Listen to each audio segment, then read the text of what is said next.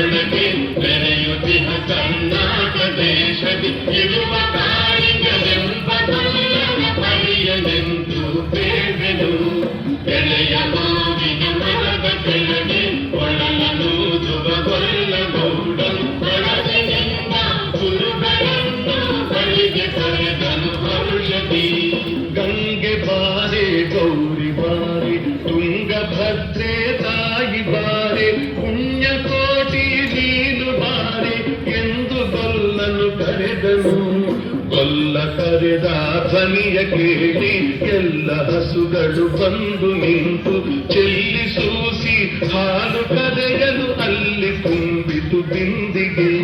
ಸತ್ಯವೇ ಭಗವಂತನೆಂದ ಪುಣ್ಯಕೋಟಿಯ ಕಥೆಯಿದು.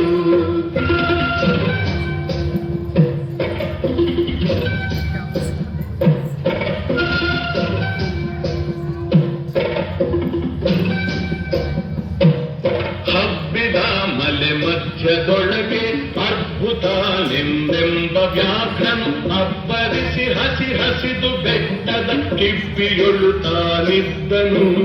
ಸಿಡಿದು ರೋಷದಿ ಮೊರೆಯುತ್ತಾ ಹುಲಿ ಗುಡುಗುಡಿಸಿ ಓರಿಡುತ್ತ ಚಂಗನೆ ತುಡುಕಲೆರಗಿದ ರಭಸ ಕಂಜಿ ಜಗದಿ ಹೋದುವು ಹಸುಗಳು.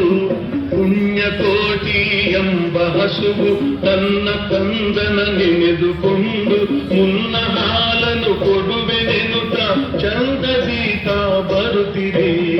ಎಂದೆನಗೆ ಆಹಾರ ಸಿಕ್ಕಿತು ಎಂದು ಬೇಗನೆ ದುಷ್ಟ ವ್ಯಾಘ್ರನು ಬಂದು ಬಳಸಿ ಅಡ್ಡಗಟ್ಟಿ ನಿಂದನ ಹುಲಿರಾಯನು. ಸತ್ಯವೇ ಭಗವಂತನೆಂದ ಪುಣ್ಯಕೋಟಿಯ ಕಥೆಯಿದು.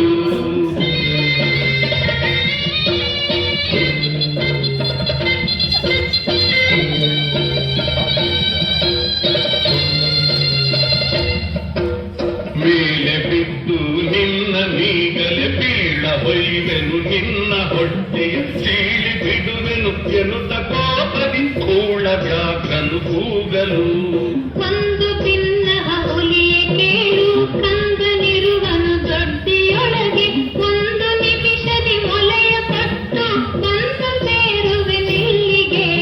ಹಸಿದ ವೇಳೆಗೆ ಸಿಕ್ಕಿದೊಡವೆಯ ವಶವ ಮಾಡದೆ ಬಿಡಲು ನೀನು ನುಸುಳಿ ಹೋಗುವೆ ಮತ್ತೆ ಬರುವೆಯ ಹುಸಿಯ ನಾಡುವೆ ಎಂದಿತು. ಸತ್ಯವೇ ನಮ್ಮ ತಾಯಿ ತಂದೆ ಸತ್ಯವೇ ನಮ್ಮ ಬಂಧು ಬಳಗ ಸತ್ಯವಾಕ್ಯಕ್ಕೆ ತಪ್ಪಿ ನಡೆದರೆ ಮೆಚ್ಚನ ಪರಮಾತ್ಮನು. ಸತ್ಯವೇ ಭಗವಂತನೆಂದ ಪುಣ್ಯಕೋಟಿಯ ಕಥೆಯಿದು.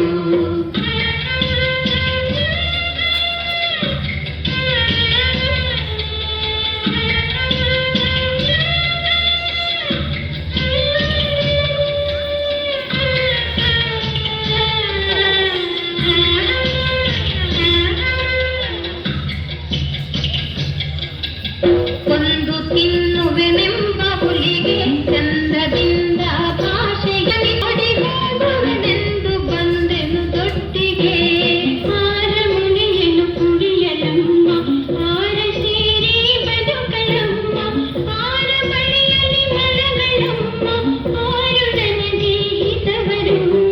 ಅಮ್ಮಗಳಿರ ಅಕ್ಕಗಳಿರ ನಮ್ಮ ತಾಯೊಡ ಮುತ್ತುಗಳಿರ ನಿಮ್ಮ ಕಂದನೆಂದು ಕಾಣಿರಿ ತಪ್ಪಲಿಯ ನೀ ಕರುವನು.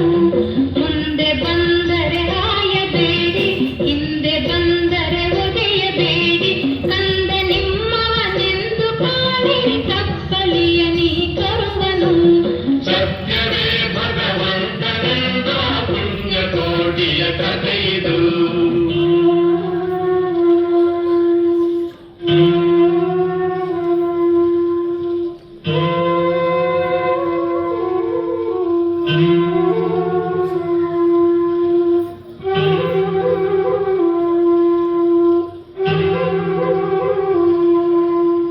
ತಪ್ಪಲಿಯು ನೀನಾದೆ ಮಗನೇ ಹೆಪ್ಪುಲಿಯ ಬಾಯನ್ನು ಹೊಗುವೆನು ನಿಪ್ಪರಾರುಣ ಚೀರಿಕೊಂಡು ತಪ್ಪಿಕೊಂಡಿತು ಕಂದನ.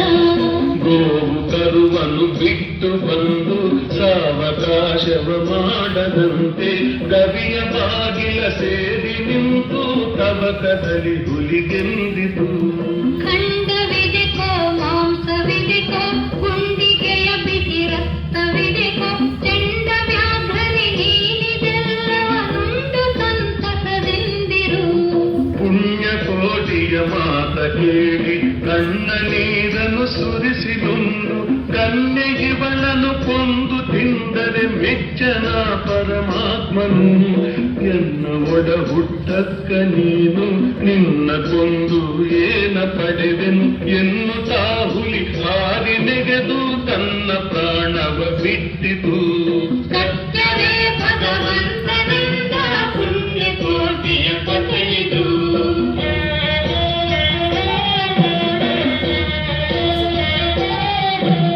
ಪುಣ್ಯಕೋಟಿಯು ನಲಿದು ಕರುವಿಗೆ ಉಣ್ಣಿಸೀತು ಮೊಲೆಯ ಬೇಗದಿ ಚೆನ್ನ ಕೊಲ್ಲನ ಕರೆದು ತಾನು ಉನ್ನತಾದಿಂದೆಂದಿತು.